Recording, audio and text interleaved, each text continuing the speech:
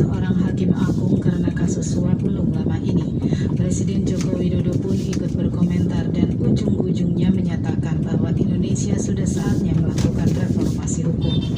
Menurut Kepala Negara, ia sudah memerintahkan Menko Polhukam untuk mengawal reformasi hukum di Indonesia, sehingga nantinya diharapkan tidak ada celah bagi aparat penegak hukum terlibat dalam kasus-kasus korupsi.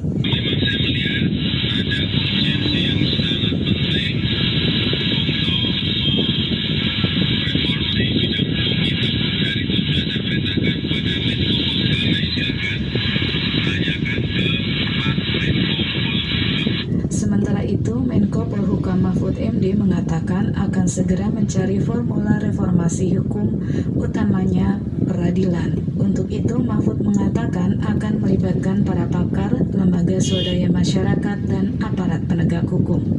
Menurut Mahfud, reformasi hukum di bidang peradilan diperlukan karena banyak kasus hukum yang malah gembos saat masuk ke Mahkamah Agung. Bahkan ada koruptor yang malah dibebaskan. Ini akan kita upayakan karena selama ini memang presiden seperti halnya rakyat itu banyak yang merasa kecewa. Upaya penegakan hukum, terutama upaya pemberantasan korupsi itu banyak gembos sesudah masuk ke MA. Pemerintah sudah bekerja keras misalnya untuk membawa satu kasus ke pengadilan. Kadang-kala menang di pengadilan pertama, kalah di pengadilan kedua, kalah lagi di MA. Kadang-kala seorang koruptor dibebaskan di tingkat Mahkamah Agung atau di korting hukumannya dengan diskon yang sangat besar. Tertangkapnya Hakim Agung Sudrajat Dimyati atas dugaan suap menjadi ironis karena seharusnya seorang Hakim Agung menjadi contoh bagi penegakan hukum. Ketua Komisi Yudisial Republik Indonesia Mukti Fajar Nurdewata mengatakan pihaknya sudah berkoordinasi dengan KPK dalam penanganan hakim-hakim agung yang terjerat kasus-kasus korupsi. Misalnya di dalam pemeriksaan etik kami menemukan ada indikasi tindak pidana pengajian korupsi misalnya, maka kami akan serahkan pada KPK. Dan begitu juga sebaliknya, jika pada pemeriksaan tidak pidana korupsi tapi ada unsur etik, maka akan serahkan pada Komisi Yudisial. Dalam kaitannya dengan reformasi hukum, kalangan akar rumput juga harus berperan meningkatkan kesadaran bahwa hukum adalah rambu bagi mereka. Kita tunggu saja bagaimana hasil dari reformasi hukum yang saat ini sedang dilakukan. Magdalena Krisnawati, Pro 3 RRI. Berikut kami hadirkan tanggapan masyarakat menyoroti tentang reformasi hukum yang dicetuskan Presiden Republik Indonesia Joko Widodo. Mas, saya mau tanya sedikit mengenai Presiden Jokowi meminta agar dilakukan reformasi hukum di Indonesia. Nah, sebagai warga masyarakat, menurut Mas sendiri bagaimana? Apakah memang hukum kita ini memang sudah saatnya direformasi? Reformasi hukum seperti yang disampaikan oleh Presiden Joko Widodo menurut saya agak sedikit bias ya, karena bisa diartikan reformasi produk hukum atau ini mengarah kepada reformasi aparat hukum. Nah, menurut saya secara pribadi ini perlu direformasi adalah para aparat hukum dari sisi moralitasnya. Mungkin saya beranggapan produk hukum yang sudah ada, sudah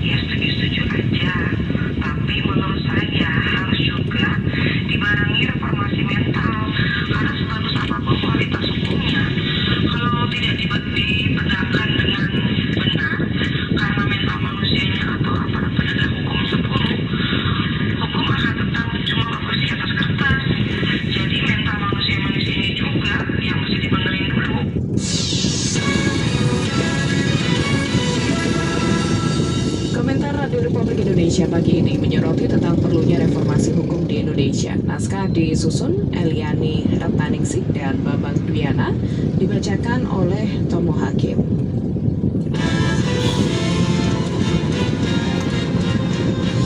Editorial. Selamat pagi, pendengar Pro 3 RRI dan pemirsa RRI Net. Tertangkapnya Hakim Agung Sudrajat Dimyati dalam kasus suap pengurusan perkara di Mahkamah Agung itu menjadi catatan kelam proses penegakan hukum di Indonesia. Lembaga hukum tertinggi yang seharusnya menjadi catatan kelam proses penegakan hukum di Indonesia. Lembaga hukum tertinggi yang seharusnya dalam mencari keadilan justru menjalankan praktik transaksi bisnis. Ironis, padahal Indonesia selama ini disebut sebagai negara hukum, sebagaimana tertuang dalam Undang-Undang Dasar 1945 di Pasal 1 Ayat 3 yang berbunyi, negara Indonesia adalah negara hukum. Artinya, segala aspek kehidupan berbangsa dan bernegara harus senantiasa berdasarkan hukum. Atas dasar inilah, proses penegakan hukum di Indonesia seharusnya dijalankan atas dasar hukum yang adil dan baik. Namun, dari terungkapnya kasus Hakim Agung Sudrajat Dimyati ini, publik kembali menaruh keraguan. Apakah benar penegakan hukum di negara ini masih dapat dipercaya? Apalagi, Sudrajat Dimyati bukanlah aparatur lembaga peradilan pertama yang terseret kasus rasuah. Berdasarkan data Komisi Pemberantasan Korupsi KPK, selama periode 2004 hingga 2022, ada setidaknya 34 aparat penegak hukum yang terjerat kasus korupsi. 21 koruptor memiliki jabatan hakim, 10 koruptor jabatan jaksa, serta 3 orang dari kepolisian. Tidak hanya itu, terdapat pula 13 koruptor yang ditangani KPK berprofesi sebagai pengacara.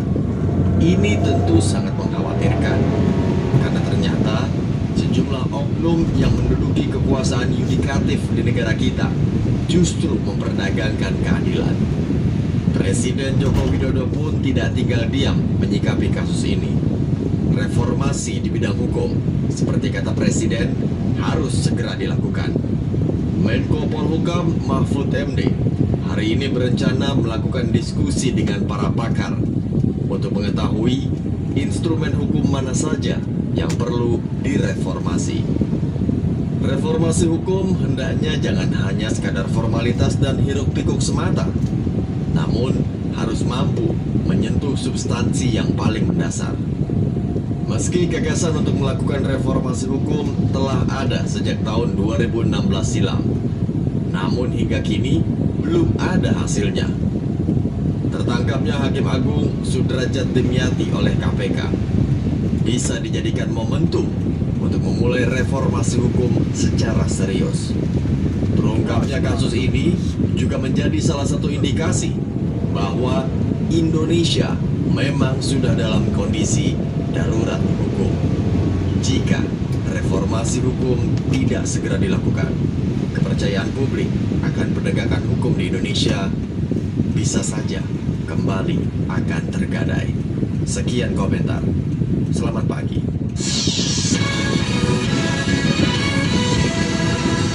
Kita beralih ke informasi olahraga. Tim nasional U17 Indonesia mengawali laga grup B kualifikasi Piala Asia U17 2023 dengan merebutkan Guam 14-0 di Stadion Pakansari Cibinong, Bogor, Senin malam tadi. Hasil itu membuat Indonesia untuk sementara berada di posisi kedua klasemen grup B dengan 3 poin dari 1 laga di bawah pemuncak klasemen Uni Emirat Arab yang meraih 6 poin dari 2 laga.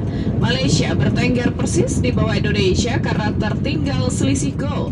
Meski berpoin sama, sementara Palestina dan Guam yang selalu kalah berada di tangga keempat serta kelima.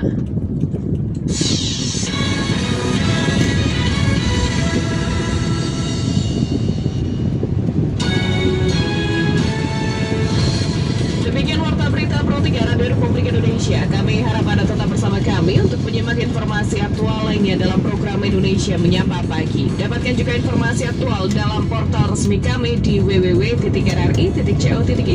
serta ikuti media sosial terverifikasi kami di Instagram dan juga Twitter @RRI Programa 3.